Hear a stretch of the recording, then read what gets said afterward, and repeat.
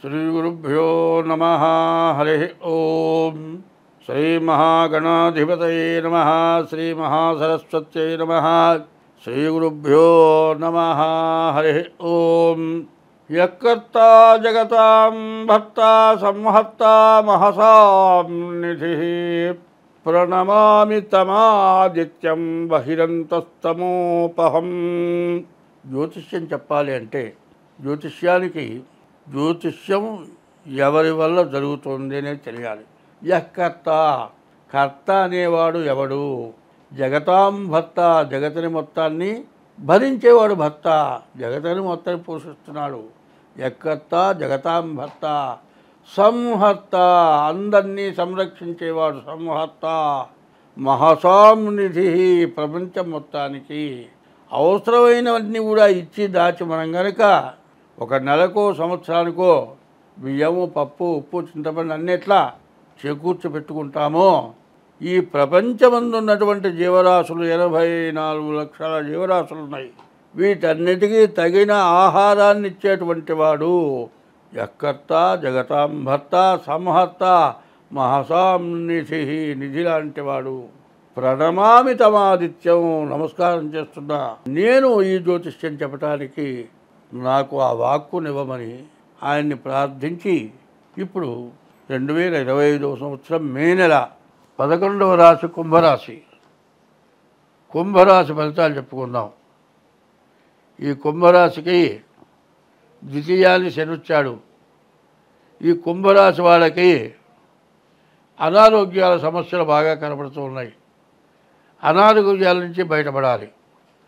సరిగ్గా చెప్పాలంటే ఈ కుంభరాశి వాళ్ళకి ఏలినాడు శని, మకర రాశి కుంభరాశి శని స్వక్షేత్రం కాబట్టి ఎన్ని తిప్పలు పడ్డా మిమ్మల్ని బయటపడేశాడు. కానీ మీనరాశి స్వక్షేత్రం కాదు కాబట్టి మీనరాశిలో చాలా జాగ్రత్తగా ఉండాలి. ఈ రాశి వాళ్ళకి ముందు మీ డేట్ ఆఫ్ బర్త్ ద్వారా జాతకం అవసరం చూపించుకోవటం, తర్వాత ఏ దోషాలున్నా ఆ దోషాలకి తగినటువంటి పూజలు చేసుకోవటం అవసరం. ఇప్పుడు కనుక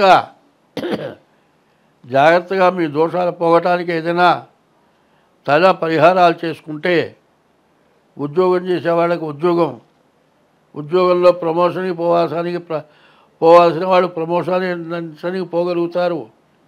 ఇల్లు పొలవో కొనుక్కోవాల్సిన వాళ్ళు కొనుక్కోగలుగుతారు. పెళ్లి కావాల్సిన వాళ్ళకి పెళ్ళి అవుతుంది.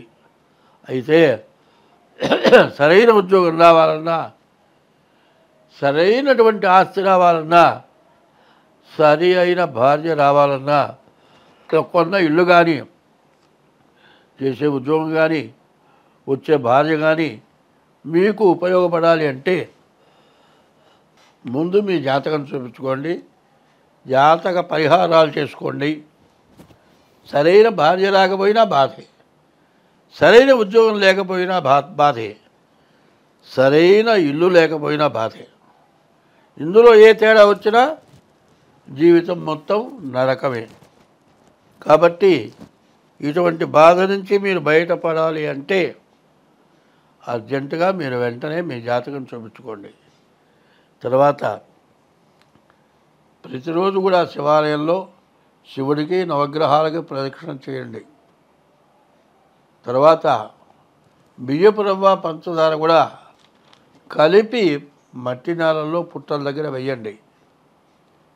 కొన్ని దోషాలు పూర్తిగా పోతాయి. మీకు డేట్ ఆఫ్ బర్త్ లేకపోతే హస్త సాముద్రిక ద్వారానైనా సరే మీ జాతకం చూపించుకోండి. ఎప్పుడూ ఒకటే నేను చెప్పబోయేది, నాకు మంచి టైం వచ్చిందని విరగబడద్దు, చెడు టైం వచ్చిందని దుఃఖపడవద్దు.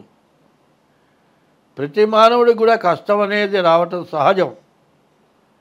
బాగా ఉన్నవాడు, అన్ని రకాల డబ్బులు ఉన్నవాడు, జేబులు పట్టనంత డబ్బులు నోట్లు చేతిలో ఉన్నా కూడా దాహం అయినప్పుడు ఒక వాటర్ బాటిల్ కొనుక్కోవాలి అంటే 500 రూపాయల నోటు చిల్లర ఇవ్వరు, నీకు మంచినీళ్ళు దొరకవు. అది నీ బ్యాడ్ టైమునో కాదో ఆలోచించుకో. మంచినీళ్ళు లేకపోతే ప్రాణం పోతుంది ఎండాకాలం. రూ. 500 ఇచ్చి నువ్వు మంచినీళ్ళ బాటిల్ కొనుక్కుంటావా? నీకు ఆ త్యాగం పుట్టదు. ఎందుకంటే నీవు కష్టపడాల్సిన యోగం. నీళ్లు లేక హాస్పిటల్ పాలు కావాల్సిన యోగం నీకు ఉన్నప్పుడు ఆ రూ. 500 పోతే పోయిందని వాటర్ బాటిల్ తీసుకొని వాటర్ తాగుతాం. అట్లా తాగకపోవటం చేత ఎండ దెబ్బ తిని పడిపోయి హాస్పిటల్లో జాయిన్ అయ్యి మరి సిలైన్ పెట్టి ఎన్నో మందులు ఇచ్చి వారం రోజులు హాస్పిటల్ పాలై ₹1,00,000 ఖర్చు అయితే కానీ నువ్వు బయటపడవు. నీ బ్యాడ్ టైంలో ₹500 కాగితం పారేసి మంచినీళ్ళు తాగితే నీకే కర్మ పట్టదు మాత్రం. అంటే నేను ఇట్లా తిడుతున్నానో అనవసరంగా మాట్లాడుతున్నానో అని మాత్రం భావించొద్దు. నా వయసును బట్టి జరుగుతున్న బాధల్ని బట్టి ఒక్కో టైంలో ఈ 500 ఇస్తే ఎట్లాగురా అని బాధ కలుగుతుంది. ఒకప్పుడు నా జేబులో 3,000 ఉన్నాయి. ఒక మనిషికి 104 షుగర్ వచ్చింది, కోమాలో పోయింది. వెంటనే ట్రీట్మెంట్ జరగకపోతే ఆ మనిషి చచ్చిపోతుంది. ఆ మనిషి భర్త నేను ఒక నాటకం చూస్తున్నాం, కబురు వచ్చింది. వాడు చాలా బీదవాడు, కష్టపడి బతికేవాడు, జేబులో డబ్బులు లేవు. అప్పుడప్పుడు ఒక డాక్టర్ దగ్గర తీసుకెళ్ళాం, ఏదో ట్రీట్మెంట్ చేశాడు, మరి అంబులెన్స్లో పెట్టాడు, సిలిండర్ ఎక్కిచ్చాడు, గ్యాస్ పెట్టాడు, మరి డాక్టర్ని ఎక్కిచ్చాడు. ఆ 3,000 తీసుకున్నాడు, ఖర్చు పెట్టాడు, ఒక పెద్ద హాస్పిటల్ పంపించాడు. అంతకు మించి ఆయన ట్రీట్మెంట్ చేయలేక అక్కడికి పంపించాడు. ఆ టైంలో ఆ 300 లేకపోతే 3,000 లేకపోతే జరగదు కాబట్టి నేను రూపాయి పెట్టుకోకుండా 3,000 ఇచ్చేసాను. ఇంటికి వస్తే నాకు తెల్లారి పాల ప్యాకెట్ తీసుకుంటాను, డబ్బులు లేవు. నాకు లేకపోతే ఎట్లాగని మొండి పడి ఉంటే ఆ డబ్బులు నా జేబులో వేసుకొని ఉంటే ఆ మనిషి ప్రాణం పోతే ఆ పాపం నాకు చుట్టుకుండేది. కానీ అది చేసిన ఆనందం ఇంత అంత కాదు. అట్లాగే నీకు కష్టం వచ్చినప్పుడు బయటవాడికైనా అట్లాంటి పని చెయ్యి. రూపాయి వాడి దగ్గర లేదు, మంచిడు దాటాలు లేదు, ఓ బాటిల్ కొనిపెట్టు. ఇట్లాంటి మంచి పనులే నీకు ఎప్పుడు అక్కడికి వస్తాయి. కష్ట సమయంలో అక్కడికి వచ్చేవి అవే. కాబట్టి ఇట్లా ఉంటే మంచిది. స్వస్తి. ప్రతి వాళ్ళకి కాలసర్ప దోషం, ప్రతి వాళ్ళకి కూజ దోషం.